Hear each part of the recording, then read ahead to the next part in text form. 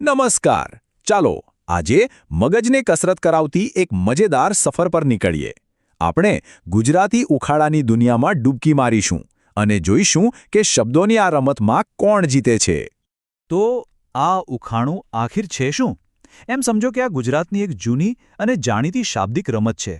એમાં રૂપકો અને ચતુરાઈભર્યા વર્ણનોનો ઉપયોગ કરીને સાંભળનારને વિચારવા પર મજબૂર કરી દેવામાં આવે છે. સાચે જ ભાષાની સુંદરતાની આ એક કળા છે. તો બધા તૈયાર છો ને? ચાલો શબ્દોની આ રમત શરૂ કરીએ. જોઈએ કે આમાંથી કેટલા ચતુર ઉખાણા ઉકેલી શકાય છે. આપણો પહેલો પડાવ બસ આવી જ ગયો છે.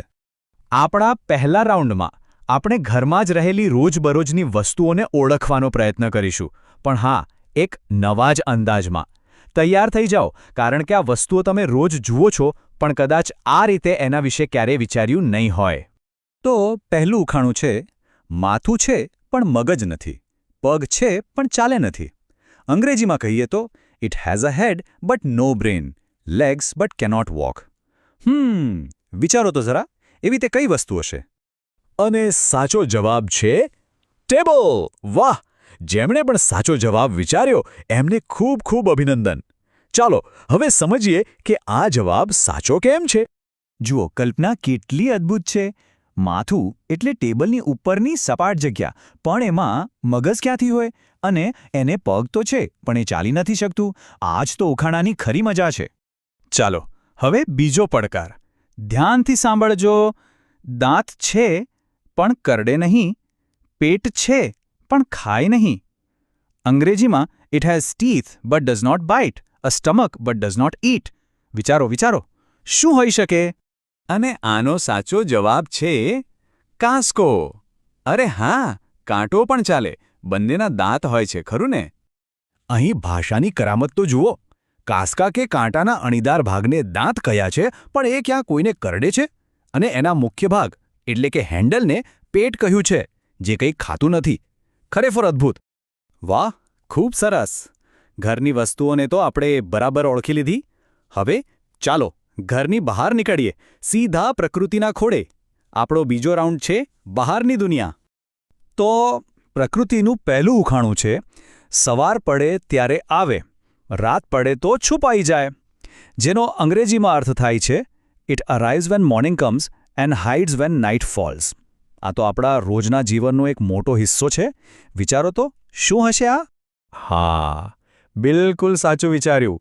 આ બીજું કોઈ નહીં પણ આપણા સૌના જીવનદાતા સૂર્ય છે. અહીં એક મજાની વાત એ છે કે એક જ વસ્તુ માટે, જેમ કે સૂર્ય, અલગ અલગ ઉખાણા હોઈ શકે છે. જેમ કે સવાર પડે ત્યારે આવે, રાત પડે તો છુપાઈ જાય. અથવા તો એમ પણ કહી શકાય કે રોજ સવારે ઉગે, સાંજે આવીને સૂઈ જાય.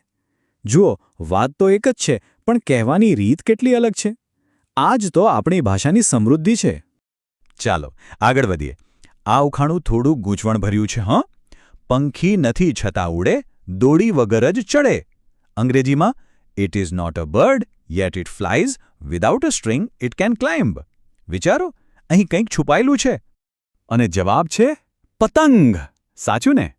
આ સાંભળીને ઉત્તરાયણની મજા યાદ આવી ગઈ હશે. આ ઉખાણામાં એક નાનકડી ચાલાકી હતી. પંખી નથી છતાં ઉડે છે એ તો બરાબર છે, પણ દોરી વગર જ ચડે છે એ વાત તો તમને ગૂંચવવા માટે હતી. હકીકતમાં પતંગને ચગાવવા માટે તો દોરી જ જોઈએ ને. આ જ તો છે ઉખાણાની અસલી રમત. ચાલો હવે આ રમતના અંતિમ અને કદાચ સૌથી ગહન પડાવ પર પહોંચીએ. આ ઉખાણું તમારા અમૂર્ત વિચારને પડકારશે. આ અંતિમ ઉખાણું એક કવિતા જેવું છે. સાંભળો. પગ નથી છતાં દોડે, મોં નથી છતાં બોલે. જેનું અંગ્રેજી ભાષાંતર છે it has no legs yet it runs, it has no mouth yet it speaks. શાંતિથી વિચારજો, જવાબ કદાચ તમારી આસપાસ જ છે. અને આ કાવ્યાત્મક ઉખાણાનો એટલો જ સુંદર જવાબ છે નદી. આ ઉખાણામાં પ્રકૃતિને જાણે જીવંત કરી દીધી છે. નદીનો પ્રવાહ જાણે દોડી રહ્યો છે, અને પાણીનો ખળખળ અવાજ એવું લાગે છે જાણે તે બોલી રહી છે.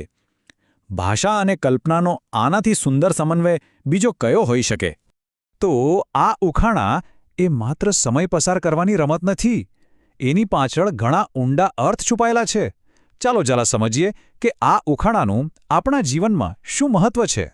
જેમ કે આપણે જોયું, ઉખાણા આપણા મગજ માટે એકદમ ઉત્તમ કસરત છે. એ આપણને આપણી સંસ્કૃતિ સાથે જોડી રાખે છે. એટલું જ નહીં, તે સામાન્ય વસ્તુઓમાં પણ કવિતા અને સૌંદર્ય જોવાની એક નવી દૃષ્ટિ આપે છે. અને સૌથી મહત્વની વાત, તે આપણી સર્જનાત્મકતાને જગાડે છે. આજની આ સફરને આપણે એક પ્રશ્ન સાથે અહીં વિરામ આપીએ છીએ.